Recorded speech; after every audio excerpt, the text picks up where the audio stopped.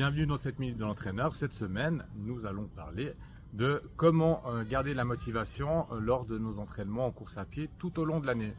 On le sait, il y a des périodes un peu plus compliquées que d'autres durant l'année, notamment les mois de novembre, décembre et janvier où il fait vite nuit, il fait froid, on n'a pas envie de sortir pour faire nos entraînements de running. Et bien là, on va te donner 2-3 astuces pour t'aider à garder cette motivation et à atteindre tes objectifs. Le premier moyen, le premier tip qu'on te donne, c'est de pouvoir constater tes progrès, valider tes progrès.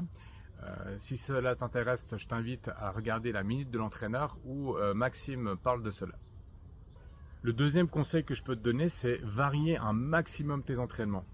C'est clair que si tu sors, admettons, aller 4 fois par semaine et que tu fais que des footings à basse intensité, alors la basse intensité c'est très bien, c'est sûr, mais ça va vite être ennuyant. Si on prend cet exemple des 4 entraînements par semaine, là je conseillerais peut-être une basse intensité, un entraînement d'intervalle plus ou moins courte, soit de la VO2, un entraînement de seuil et peut-être un entraînement de force ou alors un deuxième entraînement de basse intensité.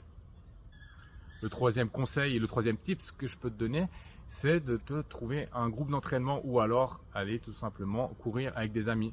Si on prend le cas d'un footing à basse intensité, ça va passer directement plus vite. Si on prend d'autres entraînements comme des entraînements d'intervalle, ça va pouvoir te permettre de te challenger et puis du coup rendre beaucoup plus attractif, plus ludique ton entraînement.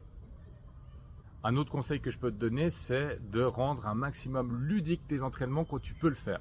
C'est clair que si tu vas faire des intervalles, à un moment donné, il va falloir faire tes intervalles, tu ne vas pas pouvoir y couper, hein. Par contre, admettons, tu as un pote avec qui tu peux faire du badminton par exemple, va faire du badminton, inclus ça dans ta semaine d'entraînement. Au badminton, tu vas travailler les changements de direction, du coup ça va faire notamment du renforcement de cheville, il va avoir plusieurs départs explosifs, tu vas travailler donc ton explosivité, tu vas travailler ta réaction, etc. etc. Inclus ça dans ta semaine d'entraînement sans autre.